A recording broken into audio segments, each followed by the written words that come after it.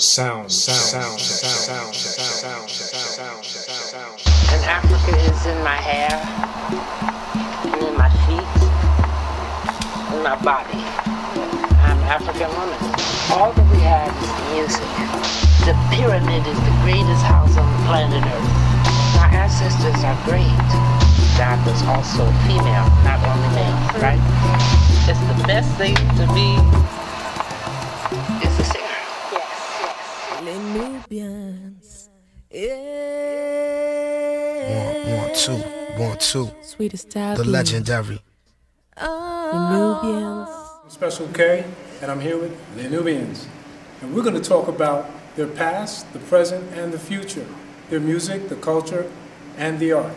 I want to welcome you to the sound check.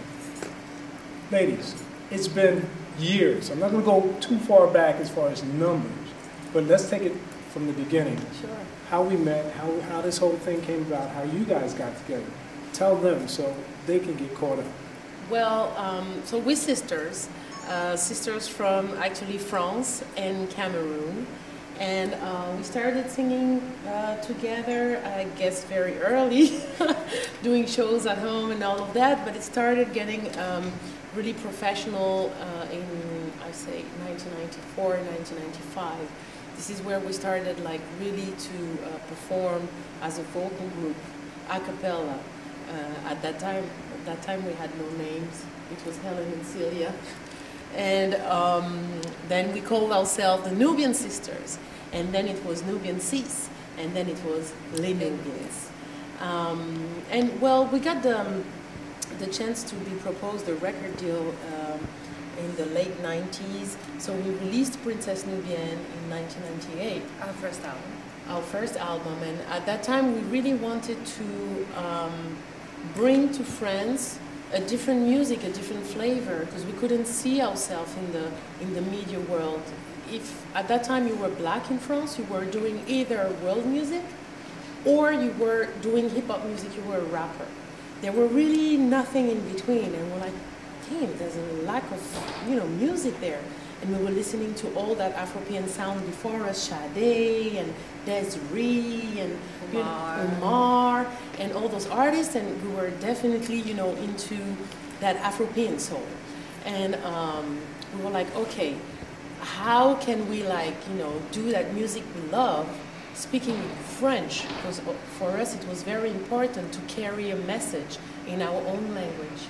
And we also had a background of reggae music, so the message, what are you saying? And so this is when we started writing our songs. Yes, and also developing that Afropean identity, defining ourselves by ourselves, not waiting for medias or other people to say who we are. So it was very important for us, this Afropeanity thing. We are not African American. We don't have the same background. We don't have exactly the same history, but we have something in common. Talking about the diaspora as one, all coming from the continent Africa, but expressing other identity throughout the world. Us as being African European, with the African background from the continent, because our parents, we are first generation. So we go in Africa, we grew up in Africa, partially in Chad. And to bring all that as one because our identity is encompasses, do you say that? Yes. Wow, I like this one, it sounds good.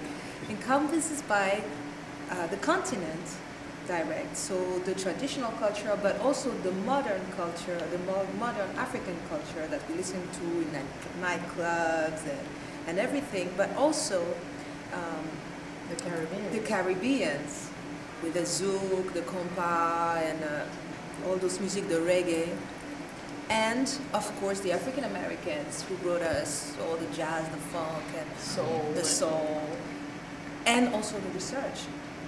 A lot of research has been done by African American researchers for African American studies. So about Africa. So it helped us to put pages in the book. And this new identity, Afropean, us in Europe, being more and more affirmed, being more and more existing artistically too. So that was also part of this aspect that was very important for us in the beginning as Nubians. And to bring it into the music. So Yes. I think that the specificity of Les Nubians when we arrive on the market in the late 90s is that soul music, but with different spices, you know, Caribbean spice, African spice, and sung in French. And the surprise was, actually to have that record breaking the American market. You know, and you brought me right to the point I was going to make. When we started playing the record, a lot of the flack that I got was, we don't know what they're saying. So is it a political message? Is it, what are they saying? Do you speak French? No, I don't speak French, but the beat is hot. And trust me, it's going to be a hit because the look and everything you guys had. Now I get a chance to ask you, was there ever a political and is there a political message in your music? Yes. Yes, definitely. As Miriam Makeba was saying, if saying the truth is being political, then I'm political. So I will give the exact same answer. If saying the truth is being political, then yes, our messages are probably political. In Makeda, for example, a lot of people were wondering, what are we talking about? Makeda is the Coptic name of the Queen of Sheba. And that song was written actually from that moment where I was reading my Bible, and when I arrived to Le Cantique des Cantiques, so the Solomon song in the Bible, it was written, the Queen of Sheba was beautiful, but black. Read again. I invite you to go to your Bible and read again the Solomon song. Makeda, the Queen of Sheba, was beautiful, but black. I was like, why but? Why not and? Why? What is happening there? It seems like if I do my math, the Queen of Sheba was a black woman, Solomon being a Jew. They are basically, this is one of, you know, a mixed couple. Mixity exists since the beginning of time. Yes. So I'm basically, Makeda was basically saying, well, you can't stop a river to flow, you know. And Makeda was that amazing almighty queen with her ebony skin. And that Solomon fell in love with her. She was powerful, she was amazing. And in Makeda, we're also talking about historical falsification. Mm-hmm. We're talking about how, you know, we are not like in touch with the greatest of black people because it has been erased from the history books. Yes. And just reminding that, you know, Makeda, Nelson Mandela, all of those people are definitely part of our history that has been reshaped, but we have to go and seek the truth. Because if you don't know where you're from, you don't know where you're going. So Makeda is about this, and it's amazing that this song, yes, that is definitely like, you know, for us black people and the whole diaspora that hit America without understanding the lyrics, but that was like so accurate with the message. And I think that American people could feel it. They could feel the sincerity of the message. They could definitely feel it in the music.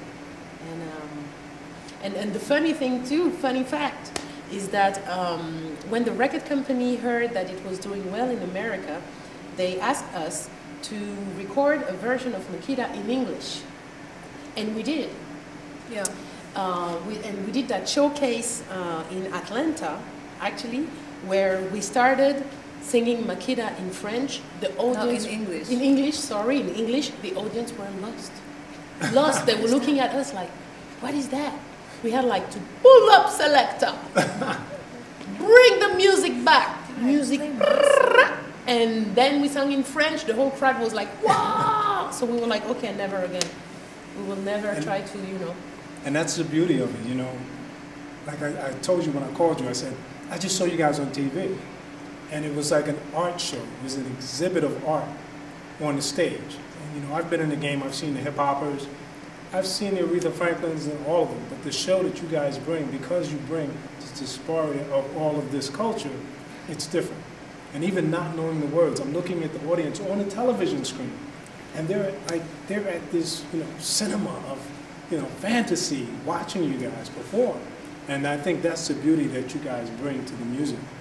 It's unique, it's your culture, but it still hits home soulfully. Now, I know you guys go back and forth to Africa, so let's talk about that for a minute, because recently, the other day, I saw a show about gold. And I like, you know, I like my jewelry, so I tuned in and I realized that the majority of the gold in the world is just like the diamonds coming out of Africa. Africa, yeah. How do you guys feel about that, and what message would you parlay as far, because I haven't been to Africa yet, I haven't been blessed to go there, but I'm sure you guys have been all over the place, having grown up there. Educate me on what it's like. Well, I'll say it is part of the way the world was divided and organized politically, and it's part of it's still part of the nowadays fight on how Africa can get back its power and get back its wealth. Yes. Because it belongs to the continent and not to the others. That's what colonialization was basically going in other people's land and sucking the richness, the wealth, whether it is gas, gold, diamonds, charcoal, whatever it is. People, coffee, sugar, cocoa, yeah, coffee that we're drinking, sugar, banana, whatever. chocolate. They were calling 2/3 of the market, because back in the day they used just, so it was the third world. Right. So basically what, the Western world is 2/3 of the world. This is so wrong and imbalanced. But they thought that this third world was theirs and their ground, and they're gonna just suck all the richness and the wealth, whatever it is, to provide the Western world. And we are in a world that is changing, because China is there big time in the market, in the business world, and exporting their goods. Western world don't like it. India, Brazil, South Africa. Brazil. So basically, yeah, the table are, you know, shifting, and it's very interesting. So yeah, basically Africa was like the pantry of the world for years and years and years, still is. But I think that the message that we need to spread out right now is that Africa is not for sale. Of course, Africa caught back with, you know, I would say with the time and the development and economy, all of that. So now, what you see in Africa is that the Western world, because here in the Western world, now we have everything. We have TV, we have phones, so what else do we need? What else, you know? Where in Africa, China, all those new, you know, territories, there's consumers. New consumers! Yes, we're gonna make more money. So, you know, that run after greed is now bringing, you know, all those people basically to Africa. And Africa is starting to be that huge billboard where everything is to sell and everything is to buy. And we really have like to be very careful. And this is where I think the diaspora has a very important role to play, because they know about the origins and they know about that technicity of how, you know, we manipulate wealth. And I think they should be the guardian. I truly believe that nowadays the diaspora should be the guardians of Africa. They really have to rally, they really have to organize, so Africa won't be sold. And it really, for me, relied on us all and on our, you know, everyone in our craft, what we know how to do. We should be a guardian, you know, of Africa right now. Yeah. And being a guardian is standing up, taking position, but it's also proposing new dreams, proposing dreams that are beneficial for Africa and for Africans. Because then Africa could have been fooled could have a dream, you know, taking somebody else's dream and think this is the dream we're going to pursue. Example about, for example, shea butter. You know, shea butter produced in Africa, in the village, people used to use shea butter for moisturizing the body, cooking, hair, and everything. But then white people, they came back in the day and they said, no, this is wrong. This is not the way you should moisturize your body. It is not good for you. You should, you know, use Mixa Bebe, Nivea, and all those fancy things. So Africans started rejecting what was coming directly from them, what was their everyday, what was theirs, and thinking that, oh, maybe they're right, maybe we should use maybe other products for us, maybe that's what is better for us. But at the end of it, now in the Western world, they're saying, shea butter is wonderful for your hair, for your body and everything. And Africans who stopped producing shea butter, even in a national cosmetical way, are like, but you told us it was wrong. We stopped cultivating it big time. We stopped thinking that it was good for us. So that's why we have to provide dreams. We all together have to provide dreams that are adequate with the goals we're pursuing, which are protecting our goods, our wealth, and in our population. By the way, you guys now living here in the States, in New York and Brooklyn? Yeah, we immigrated for musical reasons. And it's funny because you said shea butter, and I'm thinking every time I go on a Saturday in Brooklyn, somebody's selling shea butter at a fair. See? Yes. So you see it in the streets all the time. Exactly. And then to know that you guys are in one of the cultural centers of New York, when you say Brooklyn, I'm sure you're experiencing, you know, a whole nother environment, which is probably good because you're in a place where you see all this diversity of people, and our people are there too. Definitely. Exactly. You know, and for the business, you said you did it for the businesses. Yes. Because the new album, we released the new album independently, like we really produced it independently on our own, you know, expenses. And we created our companies 10 years ago here in the US. And I would say that our workforce is here in the US. So it was totally making sense that we would like, you know, be closer to the team so we can work on the promotion and release of New Revolution. But we still like, you know, back and forth, still having like, you know, a feet in France and a feet in Cameroon. Right. So still international citizens. And that's good because I've been waiting for you guys to plant your roots here since we met so that we can do exactly what you're doing now. Let's talk about independence for a minute. You guys were signed to a major label. What advice would you give anyone starting out now?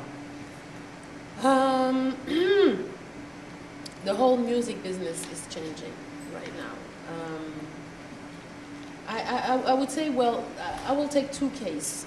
You have a great voice, you're an amazing singer, people are writing for you, and you don't have like that full, you know, spectrum of your universe, but your musical universe, you're a singer.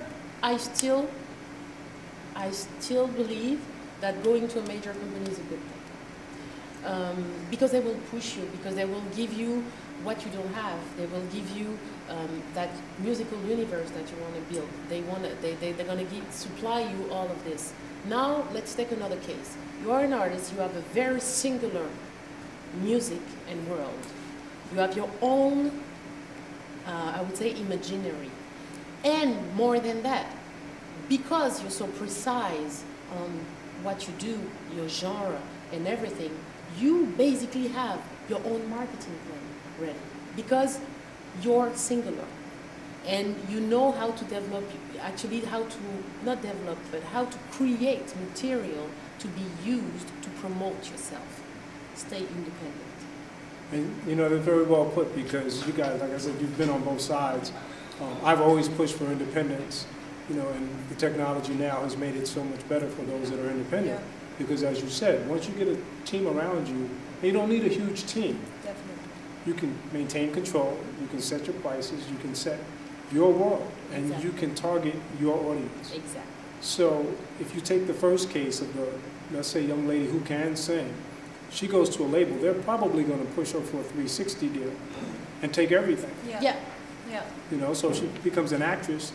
You know, this record label has True. the rights to what she does as far as film. True, but what I'm really mentioning is that as a singer, it's unfortunate. We're doing a lot of master classes in the whole world. We're doing in different countries, Algeria, Brazil, different places.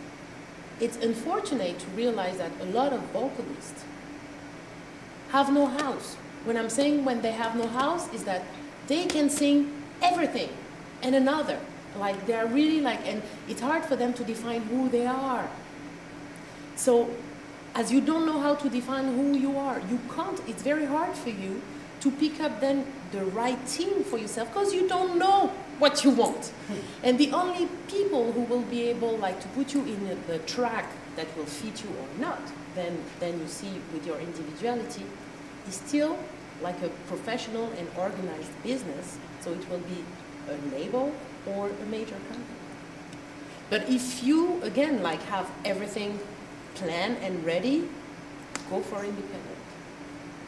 That's all I think I gotta say. And then I will never spit on our years in that major company. They made us who we are. We could have that international reach at that time, precise time, because it was 15 years ago, and they gave us the chance to be known internationally. They invested money on us to make it possible. They invested 6 figures or more to make it happen. And I will never forget that, you know, and thank you, Virgin and EMI, for believing in our talents back in the day, you know, because we were so singular at that time. I will never speak on them. But then you realize that basically, you're spreading your wings, and suddenly somebody's cutting the tip of your wing because you want to do more and you can't. And this is where the record company can become an obstacle, but because we had such a defined art world, you know, our art world was so huge, and being independent is definitely something very new, something you have to prepare for. Be skilled, learn, don't think that going back to class is a bad idea. You need to know how, you know, to pick up your royalties, what is all of that about, your rights, what is mechanicals? How does like licensing work? You need to have like that idea of everything so you can pick up your right team. Yeah. And don't be surprised that, you know, one thing is not working, because you need to be skilled yourself so you can like definitely have a better, clear view of what your needs, and so be able then to manage your own budgets. Because we're not going to lie to each other here. We're talking about music, but we're talking also about money. It's being an entrepreneur. It's really like running it's a business. It's a business. It's so running you're a business. an artist and you're an entrepreneur. Right. Yeah, it's running a business. And I know we've got to shut this down in a minute, but just to close on that point, that's the beauty of being an independent, is that you get to learn. And I think you guys being at the major, you got, like you said, the backing of the major, but at the same time you were picking up an education. You were learning what these things were, whether it was because it was a bad incident, and now I know what mechanicals are, you know what I mean, or licensing, now I know what it is. But as you become your own business and your own entity, the beauty is that you have already created a fan base. Exactly. And they're waiting. So Grassroots. tell us where you're going to be next. So next is going to be, we have many things happening right now this year. We're joining first a lot of great causes. And one we do support is Global Language Project. This is an organization that is based in New York City and that is providing to public schools in New York City free language program After school. For school After to school prepare the citizens of the future, those world citizens we're talking about. So Angela, the CEO of, the head and founder of the organization, is making sure that she can bring into public schools Chinese, Arabic, Spanish, French, all those languages that will allow our kids to have definitely a broadened, you know, world to explore. So for me, this is just brilliant and magnificent. And so we are supporting that organization. There will be a great fundraising organized in New York City on April 18th. So I invite you to go and visit the website, www.globallanguage.com, globallanguageprojectmaybe.com, and check on this one. Then we'll be in Minneapolis at Dakota Jazz Club on June 26th. We'll be in Chicago at the Shrine on June 28th. We'll be in Atlanta for the National Black Art Festival in July. And then we'll be doing an East Coast tour in September for the fall. And then off to Europe and Asia. Yes, we you know us. Like, yeah, we travel. Yeah. We travel. Oh, that's great.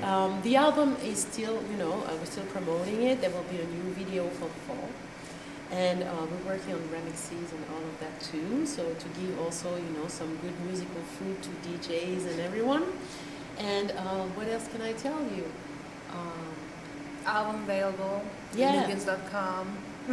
New Revolution is the name of the album. Is the new album. Yes. Check out Afro Dance video is already there. We have a YouTube channel. You are welcome. We are on Facebook, Twitter, all those new things so we can share things, share thoughts, images, travels, and all that goes with. And I invite you also to join Podomatic Les Nubians. We'll be launching a contest very soon for remixes. So for all the producers, all the DJs that are looking this show right now, check on our website, lesnubians.com, for the launching of the contest. We'll be providing you all the stems of the song, and it will be your turn to show us, marvels. Your skills. So, Wow. yeah, I'm getting ready to go speak to a convention with 16 different DJ organizations. Wow. Awesome. Yeah. See? Yeah, You're our man. You're our So as soon as man. I'll let them know about it. Yeah. We're gonna get you some winners. Definitely. It's always a pleasure to have the Nubians with us. And they're like sisters to me. You guys just don't know. It's such a long Okay? relationship. You And guys just don't know. We're like sisters and brothers. And I'm just happy to catch up with them again and have them here.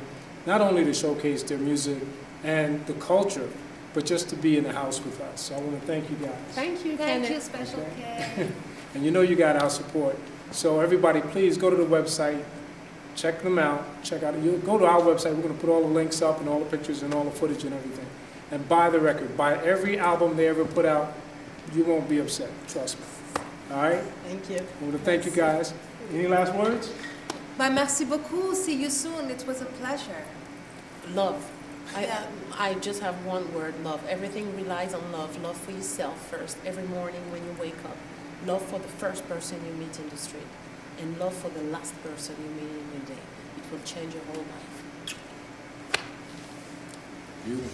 Hey, what's up? I just got off the phone with Helen from Les Nubians, and we're inside the studio right now, actually in the auditorium. We're about to enjoy a great show from Les Nubians.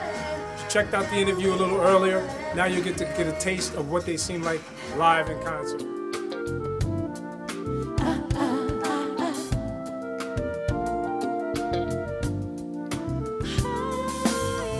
Mon peuple dans ses chants, il exalte sa joie. Loin de l'ignorance, il démontre sa foi. Fils d'homme et de valeur, nous réparons les erreurs. Fils et filles, vous et moi, prêts au combat.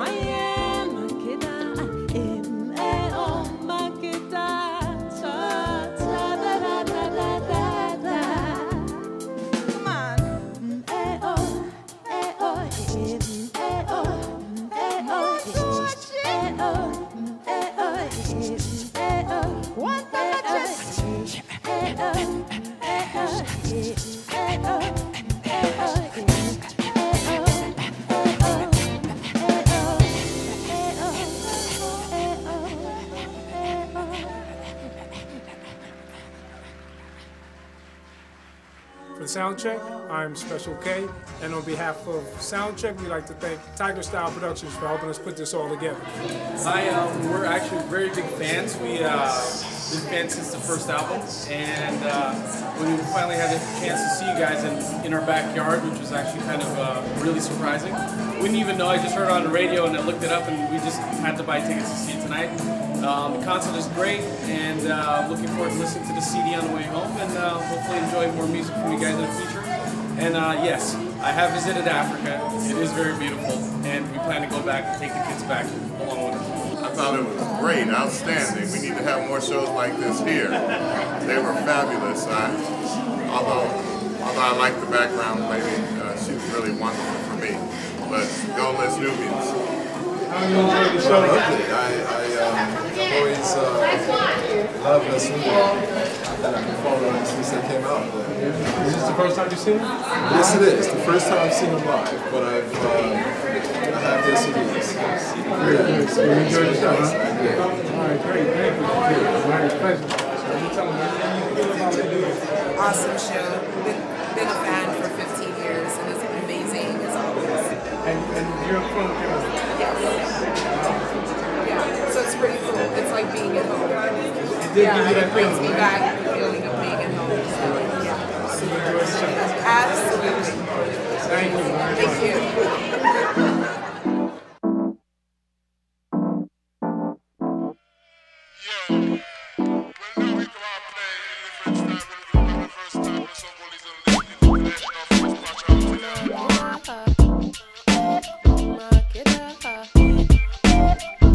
Get up.